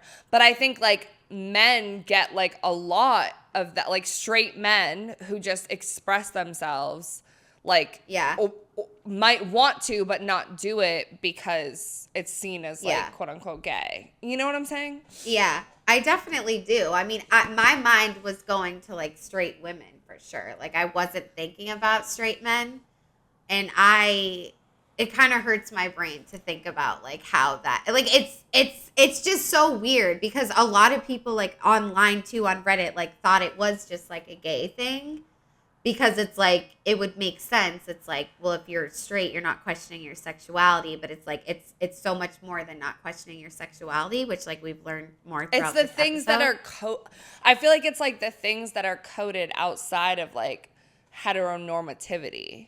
Right. And that's why I feel like for men, straight men, it's a little bit more. Because, like, I feel like for two girls that are, like, straight to, like, cuddle or to, like, kiss each other on the cheek, like, goodbye or whatever, like, those things aren't seen as, like, you know what I'm saying? Yeah.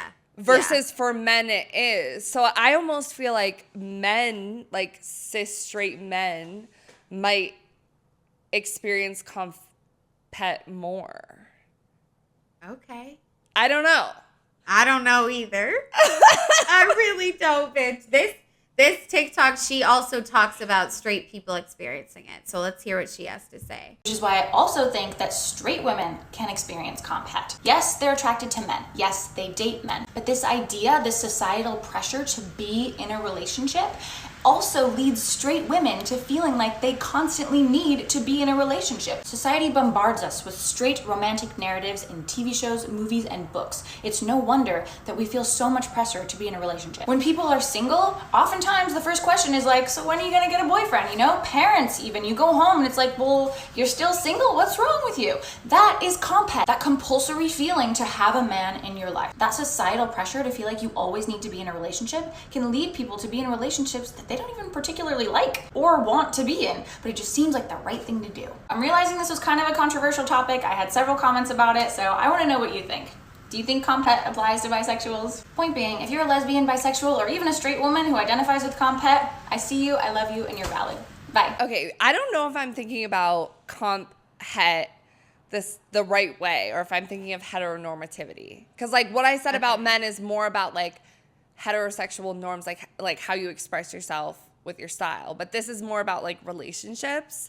And I get what she's saying, like about like the pressure for women to always be in a It's relationship. like the centering of men as a whole. Like if you zoom out, it's just like, you know, straight women, it's like men are their whole world. It's like you want to get in this relationship, not for like hypothetically speaking, like in patriarchal standards. It's like that's what they teach us to be like, and it's like how many women do you know that like are dying for a relationship? Like it's a very, and I had one of my friends like submitted a story.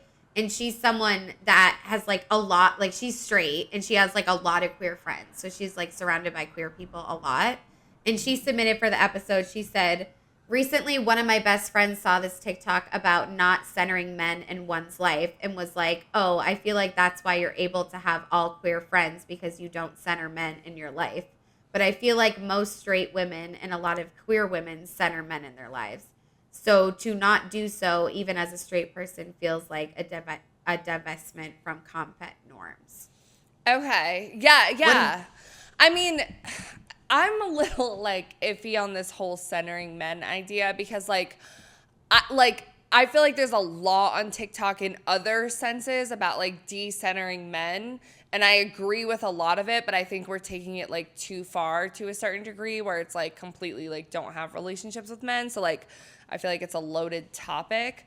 But yeah, I definitely do feel like that's a big thing for sure, that a lot of straight women like center men, especially if they're in a relationship. Yeah, and I like, again, like this is someone that I definitely know, and like she's definitely like not someone that like centers men in the same way that like the majority of straight people do. Like it's weird though, and I think like for her to get to that place is honestly like pretty fucking cool. Like I don't know, we grew up in like a small and ass it's hard town, to do. Like when you're in when you're in a relationship in general, I feel like there's the honeymoon phase and then you just want to be with them. Like most of the time now, I just want to hang out with my man. Like I don't want to go out.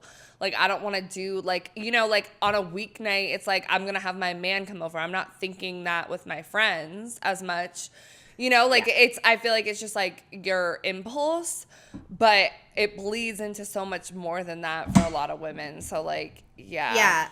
And I just think like Comphet is like such a wide thing. It's not like specific as maybe like TikTok makes it feel or like makes it be seen. Like it's very much related to heteronormativity. I mean, it like is that, but I think like the compulsory need to not only like be straight, but also just like be in a relationship with a man in general. It's like having a man in your life because they can offer you all of these great, amazing things. And you'll be the you'll be the normal one. You won't need to deal with oppression from being with a man. Right, you make your family like happy, like Yeah, so it's like it's a wide topic, but this last section we're gonna get into is, you know, is Comphet over-exaggerated? Like, is this just another TikTok trend gone way too far, like the majority?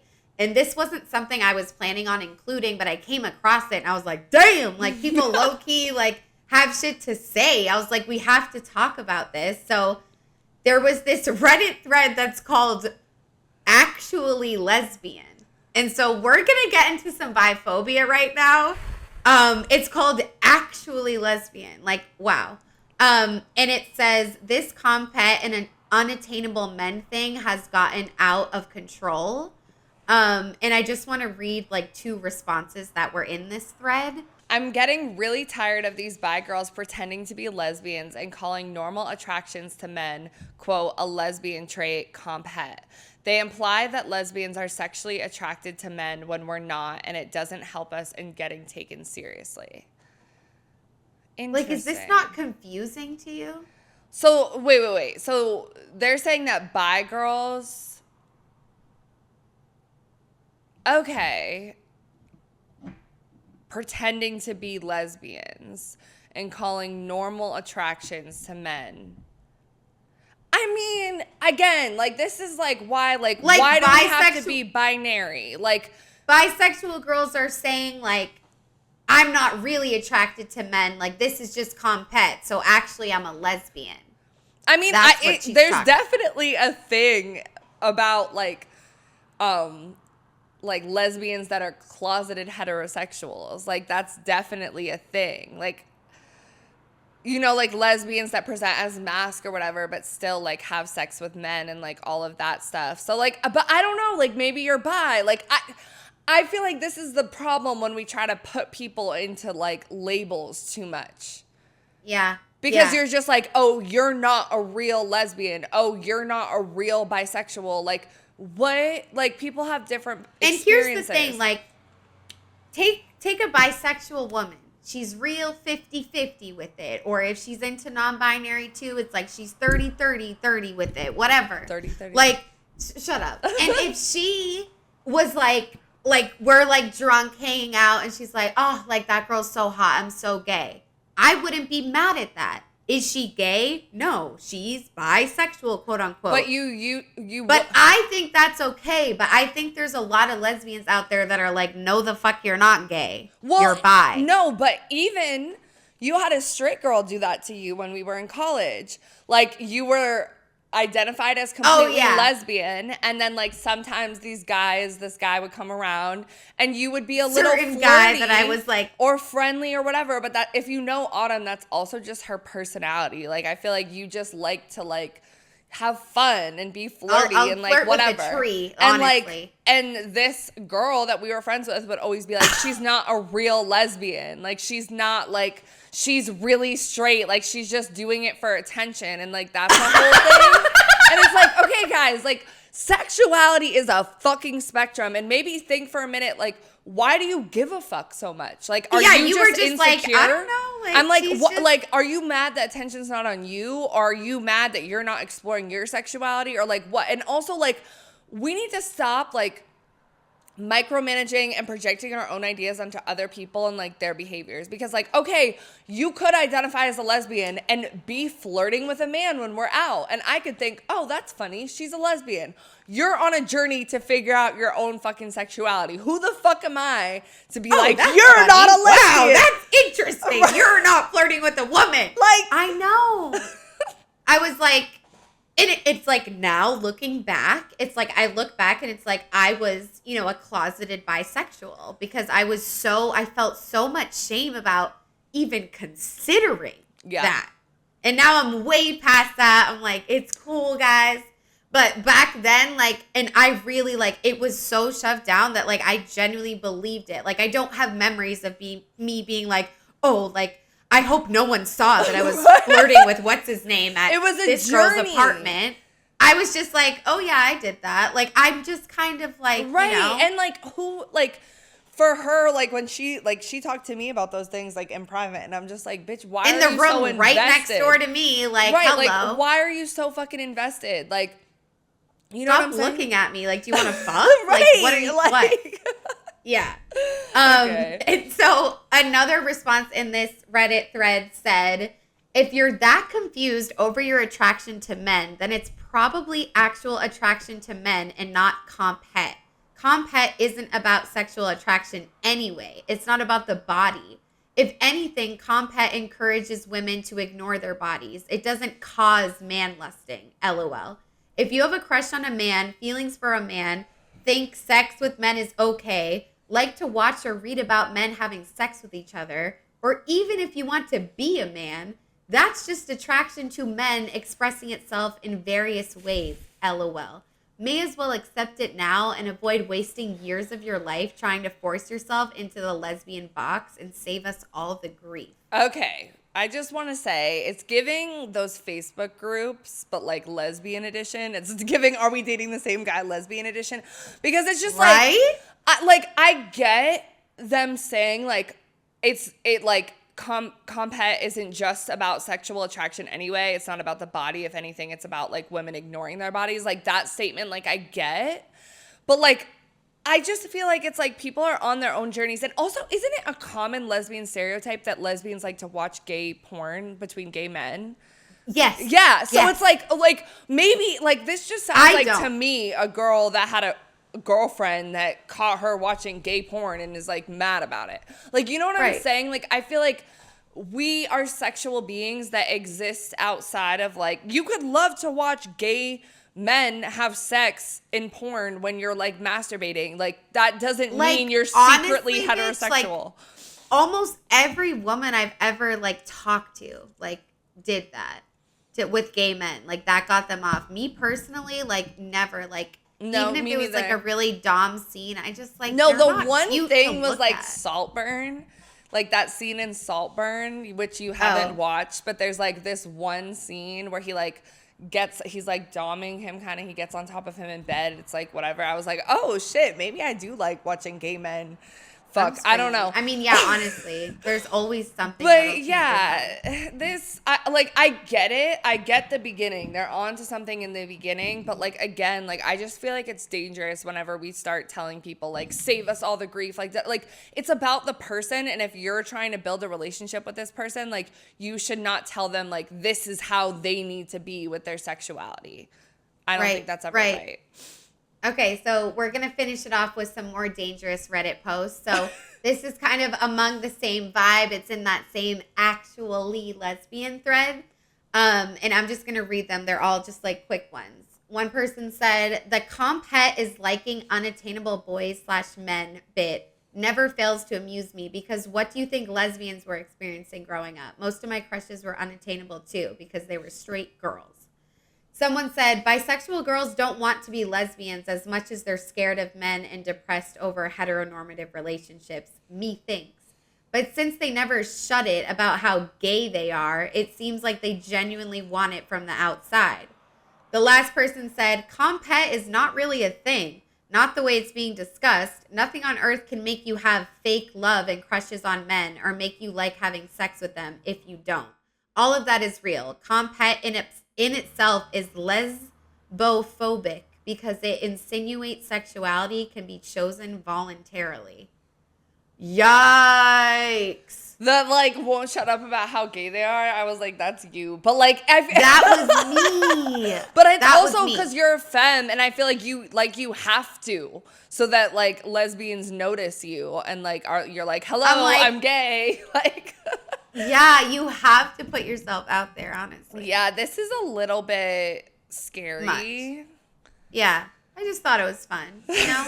But I feel like we've talked about a lot in this episode. Like, I wanted the focus to mainly be about, like, bisexuality because, like, we're bisexual. Yeah. But, you know, it applies to everyone. It doesn't matter what gender you are, what fucking sexuality you are. Like, I mean, we can, like, one of those TikToks said, or I don't know if I included that part, but it's like we can literally just blame all of this on, like, patriarchy, white supremacy. Like, that is the cause of this. This is just another product of that. But it's not something that, you know, we really grow up thinking about. It's like you grow up thinking about, like, unlearning things. But I never grew up thinking about, like, unlearning if I was, you know, had a compulsory need to be straight. Yes. Like, that's pretty niche. So I was like, damn, you know? I'm a little tired, honestly. Same. I'm like, I know. Off camera, I was like, I need to read this dog. And Autumn's like, no, you don't. You're gonna spy. Exactly. All right, so let's wrap up the episode as we always do, talking about what we're wet, dry, and still a little bit confused about the topic. I know I'm definitely confused. But I'm wet. I feel like, honestly, about just learning that this is a thing. We always say we're wet about learning. But, like, low-key, like, when this popped up on my algorithm, I was like, what the fuck is this? So I'm wet that we're talking about it. Because I feel like, for one, Autumn and I, like, always want to add more queerness to the podcast. And sometimes it's, like, hard to because I feel like we get so amped up about the men men and the heteronormativity of it all on TikTok and whatever. There's so much, you know? And I'm with a man right now, so it's like whatever.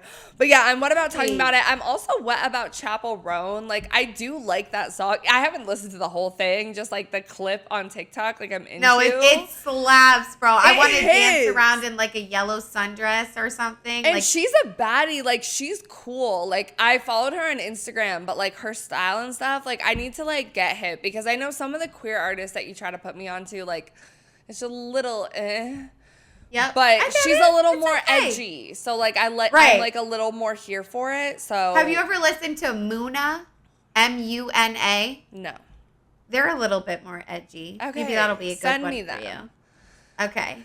This is embarrassing, but I only know them because they did a remix of Fletcher's song, and I always listen to the remix. I think it's still Fletcher's voice, I think. I don't even know. But anyways, Okay. like they did a collab. They did a collab, Oh, okay. not a remix. They did a collab. I would say, I mean, I'm definitely like, I'm wet and just like so grateful for like my upbringing, like how I was raised. Like it was definitely like chaotic, and like I definitely got bullied like for having two moms. I remember like I had a crush on a boy every single year of elementary school. Like I could tell you what it is today. Like I was like love crazy, attention crazy. And like I told my second grade like crush, like, just so you know, like I have two moms. Like I want you to know. Think about little innocent ass me doing that. And he goes, "Why would you tell me that?" I was like, That's my I was like, life. because I love you. I know. I'm like in second grade. And I was just like, yeah, you're right. That's crazy. So anyways, it's like, yeah. Little Autumn. It was really sad. I know.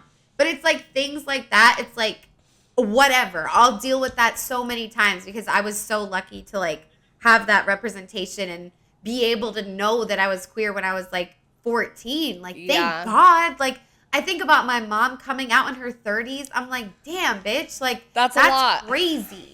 You know what I mean? Like, that's a lot. And so I'm really grateful to have known early on. Wait, did and your mom come out with her wife now? That was her first relationship, yeah. Damn, that makes right? it like That's hotter. bitch. They're Okay. literally OTP. Like What is OTP again? On the It's phone? one true parent. Okay, I always think it's on the phone. It's also that. It's also that. But yeah, what about that? And, you know, at the end of the day, like, I do think the whole Comphet thing can be a little bit too much. It's like to unlearn it, like the purpose of unlearning it is to be, shut up. The purpose of unlearning it is to be healthy, like unlearning societal standards, like to open our minds. It's not to have us spiraling because it's already so fucking confusing. Yes. Especially liking multiple genders. Like it's hard to be a lesbian for sure in so many ways, but like at least it's just one gender. Like I feel very overwhelmed all the time about that. Yeah. And that's why for so long I think I also suppressed it and was like, no, like I know I love women. Like why why do I need like let me just this is great. Like I was loving it. And I feel like that's how a lot of heterosexual women feel too, definitely. Yeah. But yeah. Next. Okay. I'm dry about the whole biphobia shit because it's just like, all right, guys, like I get it, but I don't. Like, let's move forward. I definitely get it. Yeah, you get it on a deeper level than me, but whatever. I'm dry about the men are natural born predators and they're never gonna completely like understand like that. That is terrifying. They're the lions to our deer. Like, that's a lot. Like it's kind of true. The grieving, like bears, sharks, they don't hunt humans, bro. If they run into one, maybe they'll take a bite if they're hungry. But men actually do hunt women. And also women hunt men. I know. I mean, it's like if they have like, I know. Okay, but like beyond the like hunting, like I'm more nervous about like ending up with a man that I'm married to. Yeah, that's and real. then having a queer child or just like never go. Like, Babe, I don't know. It's okay. I know. That shit is like terrifying. Right. I'd rather be plenty attacked of time by a bear. But that's why what you should learn from that is how much important values are to you because you're not having a kid right now. I know. And I trust me, you've been through it and you're gonna be through it again. I went through it with him. I was like, I put my values behind me. I was like, fuck it. I'll just be like fucked up, I guess. Right. That's what I'm saying. Like, and then I'll like voice things and then it's like, it's not worth it. Like, you know what I'm saying? Like, and again, the guy I'm with is a good guy. Like, I'm not trying to like paint. It's just the inherent like men shit that is very, very That dry because it's eats like away at it's you. wet, Yeah. but it's dry. But yeah. Yeah.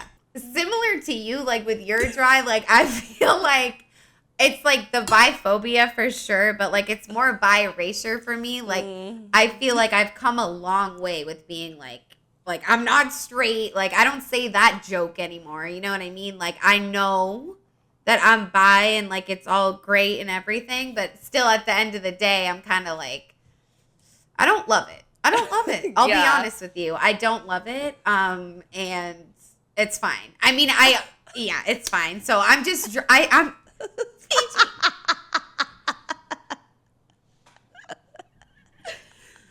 like, I don't want to say I'm dry about being bisexual, but maybe I am. But I'm also so wet about it because I feel very limitless. Like, wow, Autumn, like you were really born to like love and you can love anyone. Like, that's so cool. Like, so I go back and forth, but like, it's In just a lot. It society, kind of it's hits a home lot. for me. Yeah, in society, it feels kind of dry. But like, Yep. yeah, for Gen Alpha, hopefully it'll be better. What is this Gen Alpha? You don't. That's our children. Is that us? No, we're Our children. yeah, which like our friends have kids, like they're Gen But have you Alpha. heard of Zillennial? Yeah. Are we that? Yes. Okay. Technically, I would say Because we're it's in Zillennial. between millennial and Gen Z. Yeah, like what? So like Gen 97 Alpha's the next one? Yeah, the babies, the kids right now. Like in they're the not even schools. born so yet. maybe There's- our kids would be Gen Beta. What? How do you already know all of them for eternity? It's the alphabet, bitch. What are you talking? Wait, X? Where's Y? But what happened to millennial, boomer? Like, where did it all come from? These names. I thought Who was we naming it? went to Gen Alpha because we just did Gen Z. So A.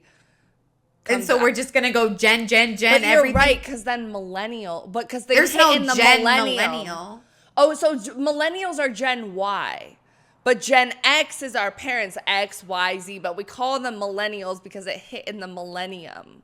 Like the new millennium. And boomers, it hit in the boomer. The boom, the economic boom. So, but The boomers are technically Gen A, B, C, D, E, F, G, H, I, J, K, L, M, N, O, Q, R, S, W. They're Gen W. All right, whatever. Anyway, we're so far off the point. I'm confused about everything because I'm a bisexual. I'm confused about this lesbian master talk. I'm confused if I should read it. Autumn says no. I love a piece of literature that I can overthink. So I probably I know. will. And then watch, guys. I'm gonna get 5 voice memos. Yup. They're each And I'm gonna gonna be like, 6 so I was minutes long. thinking. And then I'm gonna have like gonna be 8 like, episode wait, but topics we should do. And be like, I'm rethinking and then everything. she's gonna be like, I looked up from reading the master doc, and there was like a yellow bird outside, And I thought it was and the the sun. color yellow was yeah. But it's okay, babe. Like honestly, it's a beautiful thing about you. I'm just trying to protect you. I don't want you to get stressed out. You're happy with where you're at. We'll see where. But you're I'm going. like more confused now, and there could be answers in this doc. So I think Hopefully, I think that's I'm what it was more intended. confused at the end of this episode than I was at the beginning. But that's okay. Yeah, that's not good. I shouldn't have. I was a little bit confused at the end as well. And the reason I'm confused, and this will be my confused, is because like it's such a broad term, and when we're talking about it so fast, like bisexual comphet, straight comphet, lesbian comphet, it's all like different. So then I'm like, wait, what's comphet again for lesbians? What does And it mean? Because I keep wanting to I say get the Comphet, bisexual one, too. but the straight and the lesbian, like I didn't do as big of a deep dive because I like guys, we can't have our episodes be 2 hours. We're already every at single time. 3. We're tired, and like I just like that part still confuses me a little bit. But again, like the bisexual shit was the most interesting because like that's our people. Yeah, that's us.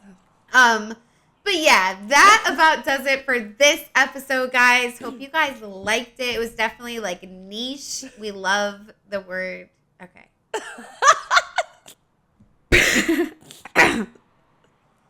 But yeah, so that's about it. What? You We say it, love you the say it. word niche.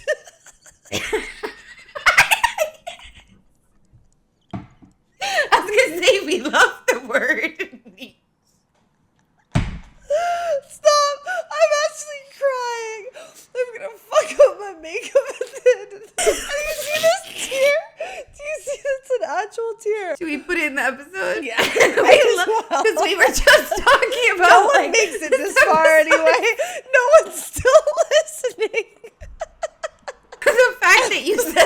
I'm more confused now than at the beginning. Like, great. So is everyone the fuck else then. No, but actually, like, is my makeup really fucked up? Okay, we're good. We're good. You're not ready. I know. Okay. All right, guys. Well, that about does it for this episode. What am I supposed to do?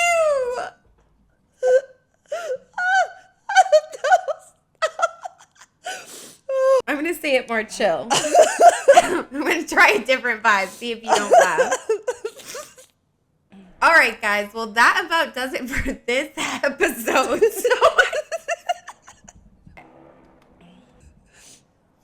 So yeah, I guess.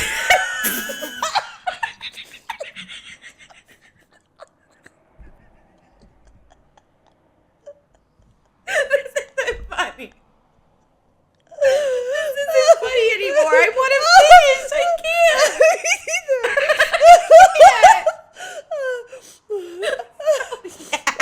So just follow us.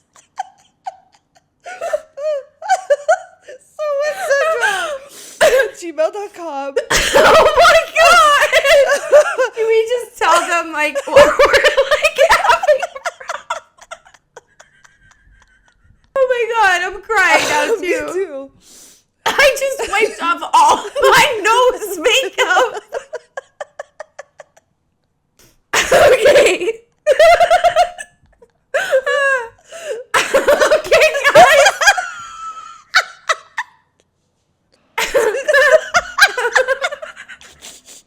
All right, guys. If you guys are, I can't. You guys, we just had a crazy laugh attack, so we are both currently crying because we're just like so funny. We just want to wrap up the episode. That's all we have to do. I really hope you guys liked this episode. Okay, I think I'm good.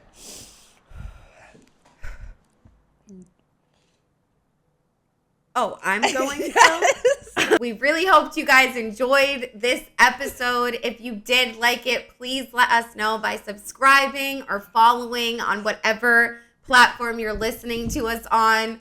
You know, engage with us in the comments, follow us on Instagram, TikTok, all of those things. It's just at So Wet So Dry. The O's are zeros on everything.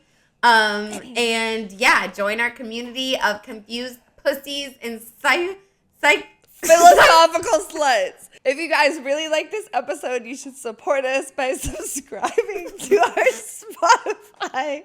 It's 99 cents, $4.99, or $9.99 a month.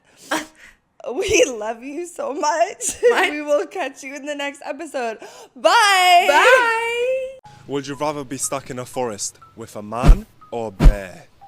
Bear. Man is scary. With a bear. What I've heard about bears, they don't always attack you, right? Unless you like fuck with them. So maybe a bear. Depends what man, but probably a bear. Oh, 100% a bear, which is like terrifying to say, but Definitely a bear. Some men are very scary out there. A bear. I would say a man.